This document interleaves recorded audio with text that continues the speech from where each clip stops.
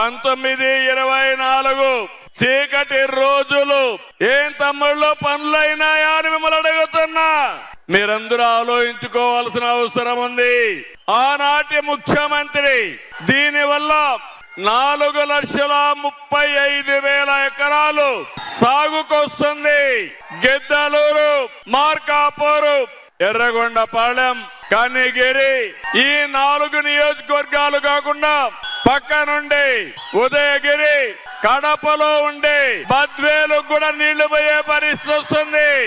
అలాంటి ప్రాజెక్టు నేను గాని ముఖ్యమంత్రిగా ఉండుంటే 21లో మీకు నీళ్లు ఇచ్చేవాడిని.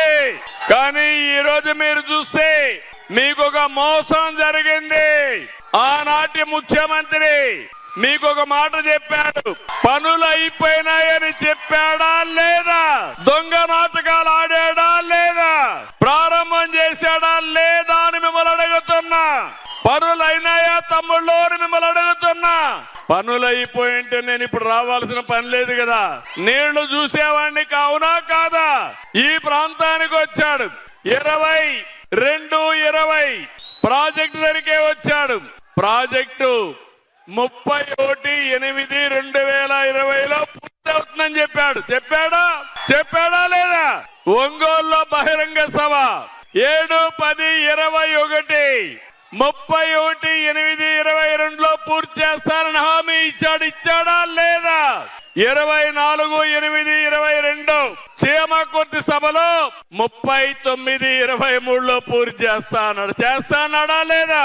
12/4/23 ఇదే మార్కాపూర్లో బహిరంగ సభలో చెప్పాడు 31/10/2023లో పూర్తి చేస్తానని.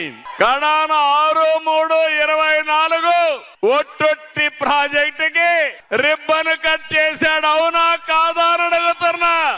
నీళ్లు వచ్చాయా మీకు? ప్రాజెక్టు పూర్తయిందా? అడిగే ధైర్యం ఉందా మీకు?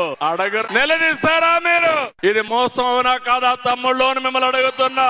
నేను ఎప్పుడైనా సరే మిమ్మల్ని మోసపెట్టానా అని మిమ్మల్ని అడుగుతున్నా. చేస్తే చేస్తానని చెప్తా, చెయ్యలేకపోతే చెయ్యనని చెప్తాను తప్ప ఒట్టొట్టే మాటలు చెప్పే మోసం చెయ్యను, చెయ్యబోనని మరొక్కసారి విజ్ఞప్తి చేస్తున్నా.